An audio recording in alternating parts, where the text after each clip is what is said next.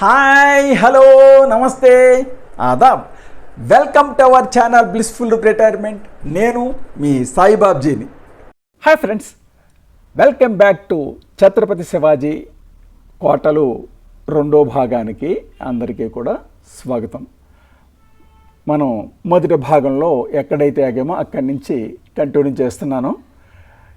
నేను కోట గణేష్ దర్వాజా దాటిన తర్వాత ప్రక్కనే మరి ఒక ద్వారం కింద కనపడింది నాకు, సింహద్వారం కింద. దాంట్లోంచి ఇలా బయటకు వచ్చానమాట. బయటకంటే కింద కాదండోయ్. అక్కడ మరి చూసినటువంటి ఆ ప్రదేశం కానీ అది కానీ నాకు చాలా ఆశ్చర్యం వేసింది. ఇంత ప్లానింగ్ చేశారా అంటే కోట రక్షణ కోసం ఎంత చక్కని ప్లానింగ్ చూడండి. ఇక్కడ విశాలమైనటువంటి ప్రదేశాన్ని ఉంచారంటే సైనికులు, వందలాది మంది సైనికుల్ని కేంద్రీకరించి శత్రువులు వస్తే కనుక కోటను రక్షించుకోవడం కోసం ఇక్కడ అంత ప్లేస్ వదిలినట్టుగా నాకు అనిపించింది. అలాగే ఇది ఇక్కడ రహస్య మాలిగ సొరంగం అంటాం కదా, అటువంటిది ఒకటి నాకు కనపడింది. కొద్దిగా లోపలికి వెళ్ళాను, తర్వాత భయమేసి ఎందుకు వచ్చింది రిస్క్ అని వెనక్కి తిరిగాను. చూడండి, పైన మా బావగారు రాలేదు కదా, అక్కడ ఉండిపోయారు కదా, ఆయన అక్కడ ఉన్నారనమాట. నేనే కిందకి దిగాను. ఎక్కడి నుంచి కోటని కిందకు చూసినట్లయితే ఈ కోట యొక్క వ్యూ మరి అచ్చరు గొలిపేలా ఉంది. చూడండి, ఆ రైలింగ్స్ కానీ ఆ నిర్మాణం కానీ అసలు తలుచుకుంటేనే ఇది మానవ సాధ్యమా అనే అనిపించింది నాకు. అసలు ఓ కొండ ఎక్కడమే కష్టం, అటువంటి కొండ మీద మరి కట్టినటువంటి తీరు, ఈ కోట నిర్మాణం తీరు, వారి యొక్క నిర్మాణ శైలి నాకు మరి ఆశ్చర్యం గొలిపింది. ఇది ఇక్కడ ఇంకొక రహస్యమాలగా ఉంది, దీంట్లో కూడా వెళ్దామని చూశాను. లోపలికి దారి ఉంది. సరే, మా మేనల్ని అడిగి ఒకసారి మొబైల్ ఎలాగే ఇవ్వమ్మని చెప్పి మా మేనల్ని అడిగి లోపలికి వెళ్ళడానికి ప్రయత్నించాను. ఊపిరి ఆడతలేదు. ఎందుకు వచ్చింది రిస్క్, అవసరమా మనకని ఇంకా వెనక్కి వచ్చేసాను అన్నమాట. అంతే కదా. ఇది ఇక్కడ ఒక ఇటు నుంచో కూడా ఒక రహస్య మార్గం ఉంది. ఇదిగో ఆ అబ్బాయి మా బావగారి కొడుకు, సచివాలయంలో పంచాయతీ సెక్రటేరియట్లో జాబ్ చేస్తున్నాడు, బీటెక్ చేసి జాబ్ చేస్తున్నాడు ఆ అబ్బాయి మీకే ఈ దృశ్యాలన్నీ కూడా అందించింది ఇప్పటివరకు. మరి ఆ అబ్బాయి అనమాట కెమెరామెన్గా ఇక్కడ నాకు సహకరించాడు. ఇక ఇన్ని విశేషాలు ఉన్నటువంటి ఈ ఛత్రపతి శివాజీ కోట అసలు ఎవరు నిర్మించారు, ఎప్పుడు నిర్మించబడింది, ఒక్కసారి చరిత్రని పునరవలోకనం చేసినట్లయితే ఈ లోహగఢ్ కోటని 12వ శతాబ్దంలో రాజా భోజ్ చేత నిర్మించబడిందట ఇది.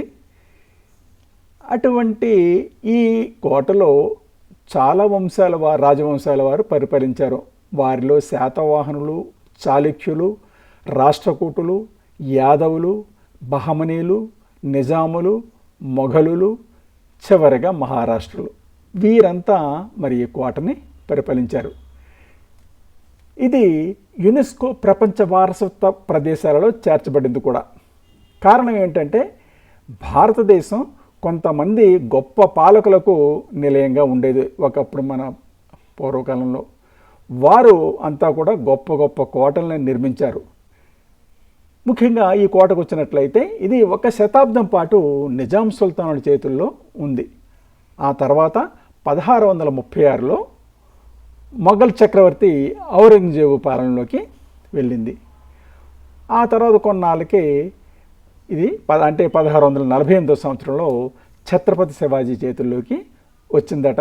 అప్పటి నుంచి ఈ కోట మరింత ఉచ్చస్థితికి, ఒక ప్రక్కన మంచి మరి ఎవరు పాలకుడు మన శివాజీ గారు, ఆయనకి అనుగుణంగా, ఆయన పద్ధతులకు అనుగుణంగా మరి నానా ఫడ్నవీస్ అనే మంత్రి, ఒక చక్కని మంత్రి ఆయనకే అందుబాటులో ఉండేవారు, ఆయన మంత్రిగా ఉండేవారు.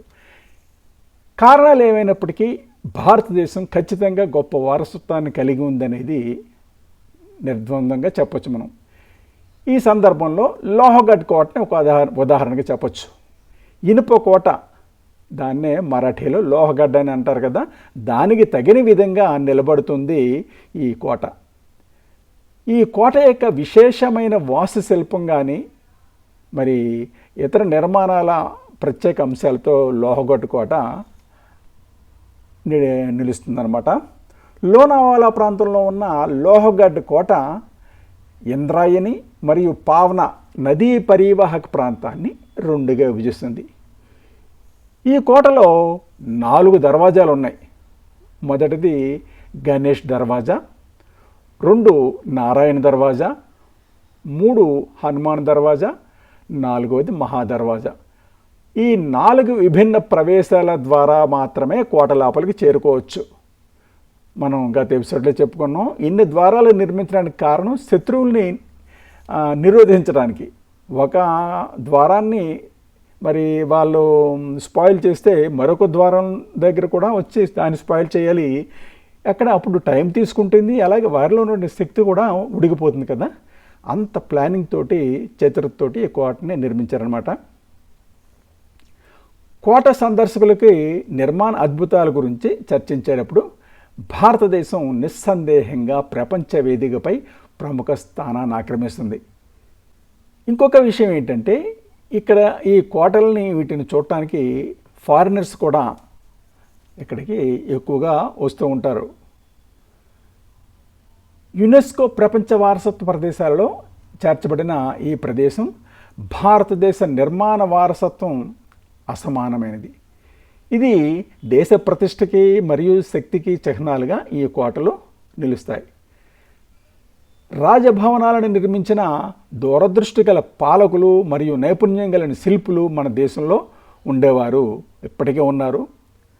అటువంటి కొంతమంది పాలకులు తమ విజయాలను ప్రదర్శించడానికి స్మారక చిహ్నాలను నిర్మించగా, మరికొందరు తమ వారసత్వాలను చిరస్థాయిగా మార్చడానికి గొప్ప రాజ్యాలను నిర్మించారు.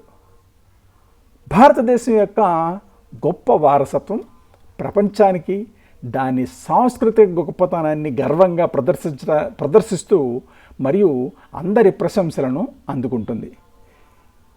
ఈ లోహగఢ్ కోట విషయానికి వస్తే ఇక్కడ ఇంకొక విషయం ఏంటంటే, లోహగఢ్ కోట ట్రెక్కింగ్ ఔత్సాహికులకు అనువైన ప్రదేశం. ట్రెక్కింగ్ అంటే మన అందరికీ తెలిసిందే కదా. ఒకవేళ మీరు ట్రెక్కింగ్ సాహసం చేయాలనుకుంటే ఈ కోట ఎంచుకోదగింది. అనుభవం లేని ట్రెక్కర్స్ కోసం కూడా ఈ గమ్యస్థానం, దాని సరళమైనటువంటి మార్గం కారణంగా ఈ లోహగఢ్ కోటని అందరూ రికమెండ్ చేస్తారన్నమాట ట్రెక్కింగ్ కోసం. ఇక్కడ పచ్చని పరిసరాల మధ్య జాలీగా ట్రెక్కింగ్ చేయొచ్చట.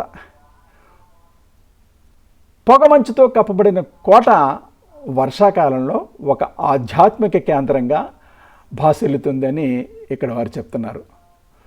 లోహగఢ్ కోటను సందర్శించడానికి అత్యంత అనుకూలమైన సమయం ఏంటంటే సెప్టెంబరు మరియు మార్చి నెల. ఆ నెలల్లో చాలా చాలా బాగుంటుంది ఇక్కడికి వచ్చినట్లయితే. అప్పుడు ఆహ్లాదకరమైన వాతావరణం మరియు తక్కువ తేమ స్థాయిలతోనూ ఉంటుందన్నమాట ఇక్కడ వాతావరణం. ఇక వర్షాకాలంలో చూసినట్లయితే కోట ఒక ప్రసిద్ధ పర్యాటక కేంద్రంగా ఉంటుంది. ఇంచేతంటే భారీ వర్షం కారణంగా ఇక్కడ వాటర్ ఫాల్స్, పెద్ద పెద్ద వాటర్ ఫాల్స్ అనేక ప్రదేశాల్లో ఏర్పడుతూ ఉంటాయి. ఈ కోట ఆ చివరి నుంచి చివరికి ఉంది కదా, బెసాపూర్ కోటకి అనుబంధంగా కూడా ఉంది కాబట్టి ఎంత ఎత్తైనటువంటి విశాలమైనటువంటి ఈ కొండ కాబట్టే, సహ్యాద్రి పర్వత శ్రేణి కాబట్టి ఇక్కడ అత్యద్భుతమైనటువంటి వాటర్ ఫాల్స్ తోటి పచ్చపచ్చని చెట్లతోటి చూడముచ్చటగా ఉంటుంది ఈ లోహగఢ్ కోట. సుందరమైన దృశ్యాలు, జలపాతాలు మరియు పచ్చని పచ్చిక బయళ్ళను కలిగి ఉండి మొత్తం ప్రదేశం కోట యొక్క ఆకర్షణను ఇంకా ఇనుమడింపు చేస్తుందన్నమాట ఆయా సీజన్లలో. ముఖ్యంగా వీకెండ్స్ వచ్చినట్లయితే ఈ లోహగఢ్ కోటకి సందర్శకుల తాకిడి చాలా ఎక్కువగా ఉంటుంది. ఎందుకంటే ఇది అటు ముంబైకి, పూణేకి దగ్గరగా ఉంది కాబట్టి ఆ వీకెండ్స్లో అక్కడి నుంచి యూత్ అంతా కూడా ఎంప్లాయీస్ కానీ యూత్ కానీ ఎక్కువగా వస్తూ ఉంటారు. ఇక కోట ఎక్కేటప్పుడు మనం తీసుకోవాల్సిన జాగ్రత్తలు ఏంటంటే, మంచినీళ్ళు తినుబండారాలు తప్పకుండా పట్టుకు వెళ్ళాలి.